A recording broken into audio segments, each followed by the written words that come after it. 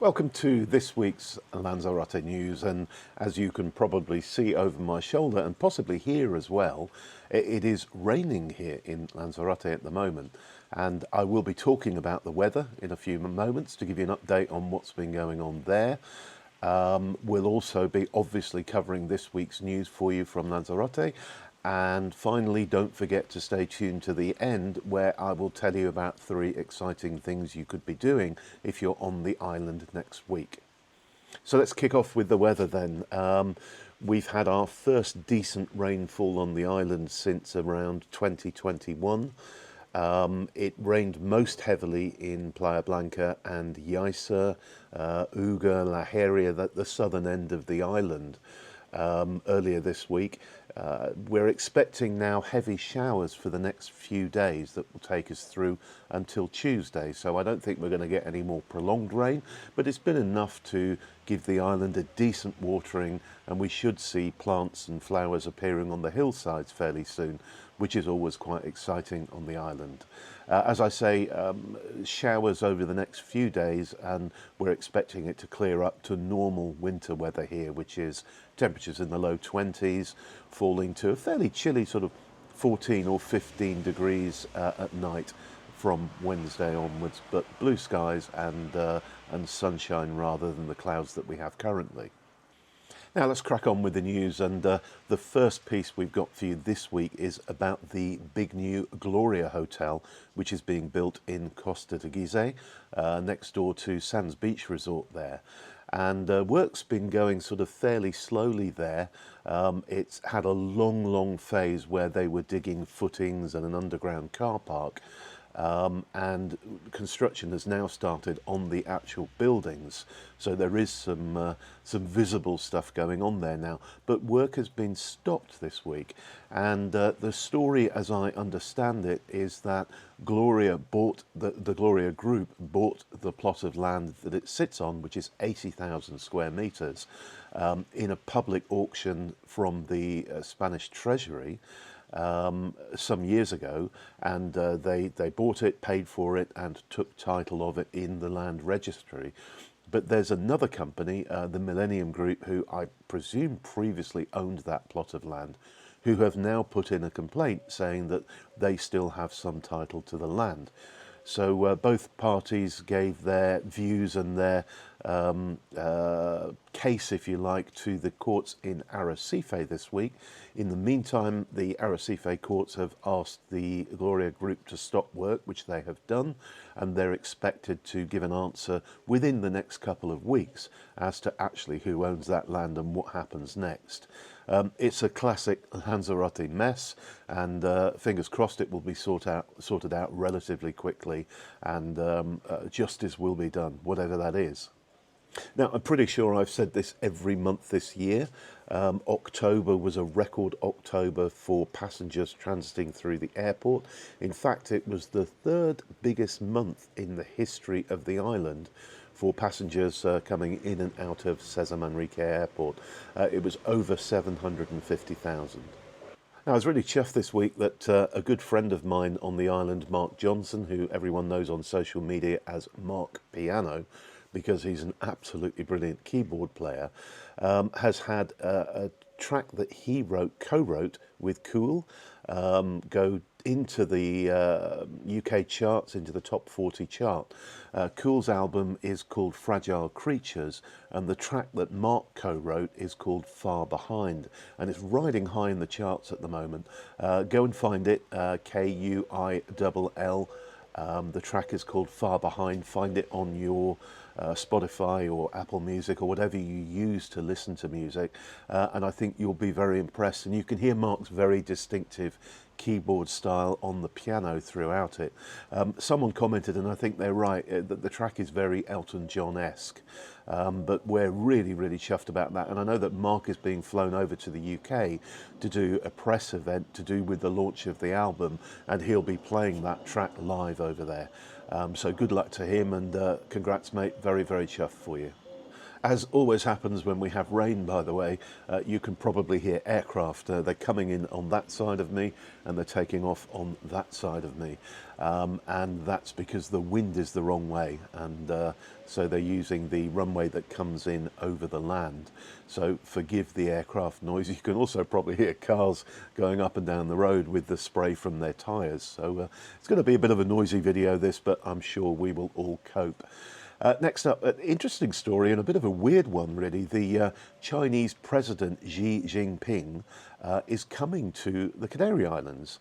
He's actually doing a 24-hour stopover in Gran Canaria in Las Palmas on his way through to a state visit to Peru. And the Canarian government have laid on a gala dinner for him. And the reason it's news for Lanzarote is that one of the dishes that will be on there is carabineros, which are the red. They're kind of a hybrid between a prawn and a lobster, and they're absolutely delicious, and they are becoming a bit of a speciality of the island. They're very hard to catch because they go super deep, and you know they're found at like 200 and 300 meters of depth, and they're caught by the fishermen of La Santa. So Xi Jinping will be eating Lanzarote carabineros next week. Good news for those of you who live in or regularly visit Playa Blanca for your holidays. The Lidl down there is opening on the 29th of November at 8:30 in the morning. And these store builds just always amaze me because nothing seems to happen for ages and ages, and then suddenly they're opening within, you know, a matter of a couple of weeks. So they do the fit outs really, really professionally. I think given that Lidl are opening stores all over the world all of the time, you would expect them to have a good fit out team, and they do. So you'll be able to visit from the 29th of November, go along there and see what they've got. Now, if you're new here and you haven't enjoyed these videos this week and you're enjoying this one, can I ask you to do a couple of things? The first is to subscribe to our channel so you don't miss future ones. The second one is to give us a like, please, if indeed you do like the video. And if you've got any questions or comments, please put them in comments below. I read all of them and I generally am able to answer any questions you might have. Thank you so much. Now let's talk about Lanzarote going black and white. Those of you who've been regular visitors to the island will know this, but I want you to picture that line of shops in Playa Honda just at the side of the LZ2. So it's where Congelados Ropa is, where Cash Depot is, and all of those kind of stores that you see from the side of the main road. So you've got Dayland on one side and these shops and stores on the other. Now, a year or so ago, the town hall of San Bartolome decided to mandate that those buildings had to be painted white and they had to have black signage. And if you could, those of you who've been coming to the island for a few years, if you can picture it from not that long ago, those buildings were all different colours. Some were white, some were cream, there were some yellow ones. The signage was a bit cheap and garish, you know, lots and lots of bright colours. And it just looked a bit cheap, I think is the right word to use. Since the buildings have all gone white with black writing, I think it looks really classy and elegant, and it's been done to keep the area in the kind of what's the right word, understated elegance that Cesar Manrique favoured. And the same thing's been done across the road at Dayland. So if you have a look at Dayland, it has this new white cladding and dark signage, and both sides of the road look so much better than they did before. Well, the good news is that that's being extended to all the other kind of industrial type areas on the island. They include Puerto de los Marmoles, the ones in Alta Vista, and the ones in Montaña Roja down in Playa Blanca. So again, they're going to be all painted white, and they're going to have their signage in black or very dark grey colour. And this is also being extended to the Cabildo. Now, you may know the Cabildo building, which is that massive building as you enter Arrecife, is currently yellow. The reason it's yellow is that the original Cabildo building, which is in Calle León y Castillo in Arrecife, was yellow. It still is yellow. In fact, it's called Casa Amarilla, so the yellow house, and that's because it has yellow ceramic tiles on the front. So when the new Cabildo was built in I think it was the late 80s, perhaps the mid 90s, it was painted yellow as a homage to the original Casa Amarilla. Well, it's going to be painted white, and in fact they've started already, so by Christmas the Cabildo will become the White House, or the Casa Blanca. Now, regular viewers of this channel will know that we've had all kinds of water issues over the last 18 months or so, when one of the four sectors of the desalination plant in Arrecife went down, and it's been exacerbated in recent weeks when another of the four, so that the four sectors are called Lanzarote 1, 2, 3 and 4, not very imaginatively. Number 3 broke down about 18 months ago completely, and number 4 now keeps breaking down. The Cabildo is in the process of declaring a water emergency, and it is an emergency. We really do have an issue with water here at the moment. Here in Aria we probably have mains water on 4 days of the week, would be my guess. It's fine if you've got good water storage and your own pumping system, and we're lucky enough to have that at our house, but for the people who don't, it's a real nightmare. The water emergency declaration is all about getting funding to start to fix these things, and as soon as that funding comes through, the Cabildo now have a plan, and the plan is to hire a number of portable desalination plants and install them in different places in the island so that we can get the capacity back up to where it was. B, they will then, those funds will pay for refurbishing Lanzarote 4 and Lanzarote 3, and finally the balance of those funds will be used to modernise our underground water supply system, the pipes, which are now in many cases up to 40 years old and extremely leaky. So hopefully this will put the water problems to bed, and it's one of the biggest issues facing people who live on the island. You may have read in your own press that there was a fairly big forest fire in La Palma over the last week or so. Firefighters managed to bring that under control on Monday morning, and about 200 people had to be evacuated prior to that. 80 firefighters were dealing with that, and when they say it's under control, they've got it contained within an area that it can't escape from, so it can't jump across to another batch of trees. It is a problem for the islands that are heavily forested, and with the exception of Lanzarote and Fuerteventura, they all are. So fingers crossed that's all sorted out and out now. And finally, in this week's news, work has started on all of the island's nativity displays. And for those of you who don't know, every town and village has a beautiful nativity display at Christmas. And I was in Tinajo this week, and they've already constructing the houses that will be part of their nativity display there. So it's quite exciting. We'll be posting news about when the first of them are open to the public.